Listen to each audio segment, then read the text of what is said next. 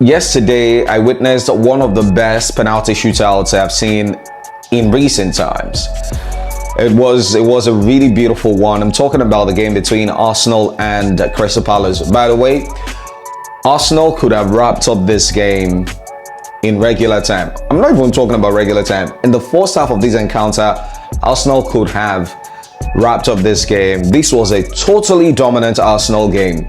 Flurry of chances, chance after chance being missed during regular time, and then it took Lacroix to score an own goal in the 80-something minutes for Crystal Palace, and then McGahey stepped up late into the game to equalize for Crystal Palace. Now, to tell you how dominant Arsenal were in this game, Crystal Palace scored via their first and only attempt shot on target, and that was the goal that McGahey scored. For a lot of neutrals, not the very best, but except us with a fantastic round of penalty shootouts. At the end of the day, Arsenal went through 8-7 on penalties, and I think this is really good for Arsenal, because I think gone are those days when you would say, oh, the EFL Cup. Yes, the EFL Cup is a small trophy in the grand scheme of things. If you look at the FA Cup, you look at the Champions League and then the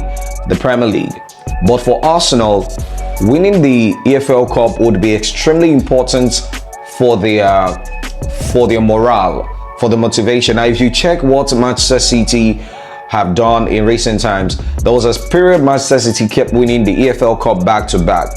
That thing had a psychological effect on Manchester City, and which oftentimes they always go ahead to win another trophy in that same season. So a win for Arsenal in the EFL Cup would be a big motivation for the team.